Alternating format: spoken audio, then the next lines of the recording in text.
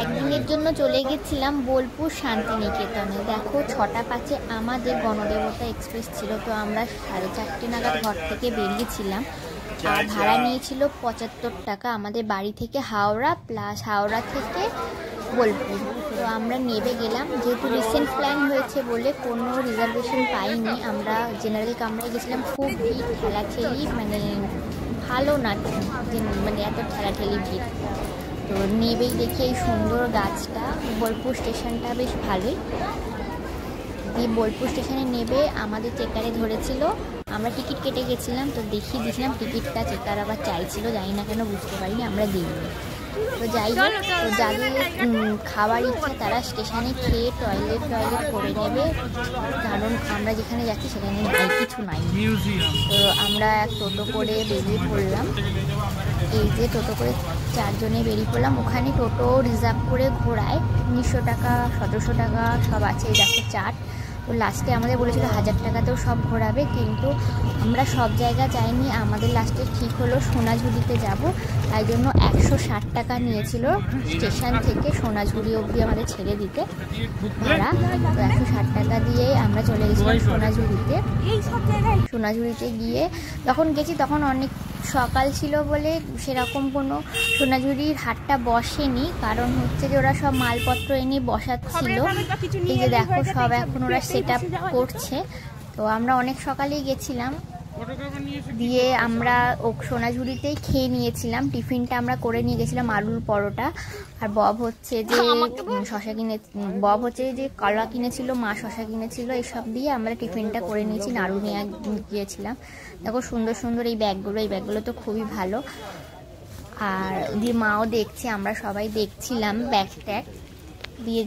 আমাদের খাওয়া দাওয়া করে যখন ওরা মেলাটা বসেছিল, আমরা পাশে একটা গাছ মতো আছে সেখানে গেছিলাম। সেই জায়গাটাও খুব সুন্দর। এই যে এরকম টাইপের জায়গা এর সোনাঝুরির পাশেও রয়েছে। এই জায়গাটাতে এসে আমরা অনেক ফটো শ্যুট করলাম। বেশ সুন্দর ফটো আসছে, সানলাইটে একদম ন্যাচারাল লাইটে, জানোই খুব সুন্দর ক্লিয়ার ফটো আসে। আর আমার চ্যানেলটা এখনও যারা সাবস্ক্রাইব করোনি অবশ্যই সাবস্ক্রাইব করে দিও, বেল বাটনটা প্রেস করে দিও। আর ভালো লাগলে অবশ্যই লাইক করো, কমেন্ট করো, শেয়ার করো।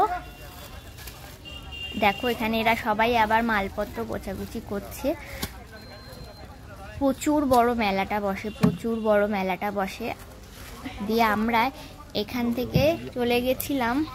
এখানে একটা বসার জায়গা আছে, দেখো বাঁশের করে বসার জায়গা। আমি এখানে বসেছি, পেছনে মা, কুটি, বব বসেছিল।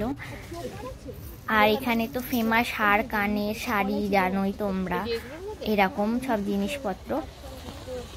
এই যে সব ম্যাচিং করে করে পরার জন্য, যারা সুন্দর কম্বিনেশন করে পরে সাজে, বেশ ভালোই লাগে দেখতে। এইগুলো কত? ওটা দেখি 120 ওইগুলো। এটাও? হ্যাঁ, না ওইটা 150, ঢোল 150। ও, আর এগুলো 180 আছে, 150 আছে। আমরা ওখান থেকে জিনিস কিনেছি, ব্যাগ কিনেছি, হার কানেরও কিনেছি। আর এখানে নতুন ধরনের অ্যাক্সেসরিগুলো দেখলাম।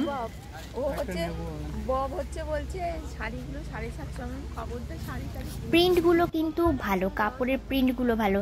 এই ব্যাগগুলো এখানে 130 টাকা করে চাইছিল। এই ব্যাগগুলো, এইগুলো, এটা 130। বাবা, তোমরা যখন কিনবে মেলাটা পুরো ঘুরে কিনবে। আমরা 100 টাকা দিয়ে ব্যাগগুলো কিনেছি, খুব সুন্দর। আর এটা হচ্ছে ডোকরার সেট।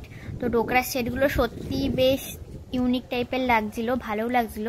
দামটা একটু বেশি লাগছিল, কিন্তু যেহেতু হাতে বানিয়ে একদম দিচ্ছে, দেখছিও বেশ সুন্দর দেখতে, একটু কস্টলি। আর ইনিই দেখলাম যে ডোকরা নিয়ে বসেছেন, ডোকরার সেট নিয়ে যা বলবে তাই বানিয়ে দেবে।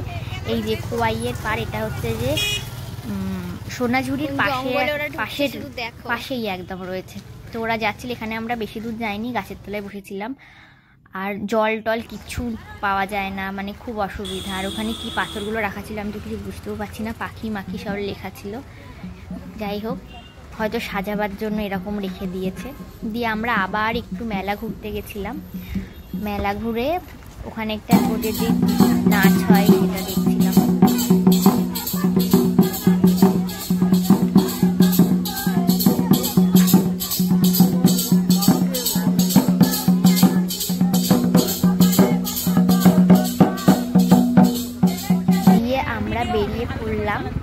কঙ্কালীতলায়। আমরা ওখান থেকে কঙ্কালীতলা গেছি, 300 টাকা নিয়েছিল। কথা হয়েছিল কঙ্কালীতলা দেখে বোলপুর স্টেশনে আমাদের নামিয়ে দেবে।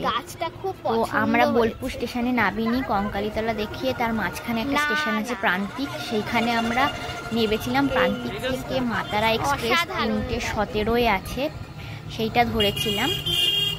প্রান্তিকে আমরা একটা ভাতের হোটেলে ভাত খেয়েও ছিলাম। তো কঙ্কালীতলায় যেতে এই একটা জায়গা পড়ে যেখানে মানে সুন্দর সুন্দর বাড়ি রয়েছে, রাস্তাটাও সুন্দর, কিন্তু মানুষজন নেই।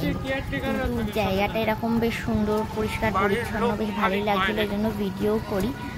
আমরা প্রান্তিক থেকে ট্রেনটা ধরি, ভেবেছিলাম যে খালি হবে, একটু হালকা হবে, বোলপুরে যেহেতু রাস্তা বেশি। কিন্তু প্রান্তিক থেকে ট্রেনটা ধরো, ট্রেনটা প্রচুর ভিড় ছিল। আমাদের হচ্ছে যে লাস্টে বর্ধমানে বাধ্য হয়ে নেমে যেতে হয়, কারণ আমরা জায়গা পাইনি। এই বর্ধমান থেকে লোকাল ট্রেন ধরে আমরা আবার বাড়িতে আসি। আর যদি আমরা জায়গা পেতাম ব্যান্ডেলে নামতাম, কারণ প্রান্তিকটা যায় হচ্ছে যে শিয়ালদা, আমাদের শিয়ালদা যাওয়ার কোনো প্ল্যানই ছিল না, কিন্তু আমরা তার আগে বর্ধমানে নেমে গেছিলাম। তো ওখানে আমরা একটা ভাতের হোটেলে ভাতও খেয়েছিলাম, 50 টাকা করে মনে হয় নিরামিষ ভাত নিয়েছিল। বাস, এই যে আমরা চলে এসেছি কঙ্কালীতলায়। বব হচ্ছে যে ডালা নিয়েছিল, দিয়ে পুজো দিয়েছিল। একটু দেখে শুনে তোমরা কথা বলে পুজোটা দেবে। আমাদের সঙ্গে একটা বাজে ইনসিডেন্ট হয়েছে, ওই জন্যই বললাম তোমরা আগে ভালো করে শুনবে, দেখবে, তারপরেই তোমরা ডালা নিয়ে পুজোটা দেবে। দিয়ে আমরা ওখানে পুজো দিতে যাই, বব দেয় পুজো, আর আমরা এমনি দর্শন করি।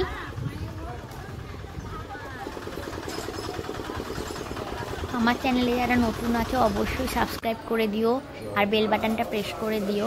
এই যে এটা মা ফটোতে পূজিত হন, মাকে ফটোতেই পূজা করা হয়। আর এখানে একটা কুণ্ড আছে, এই যে এই কুণ্ডটাতেই নাকি মায়ের কোমরের অংশটা পড়েছিল।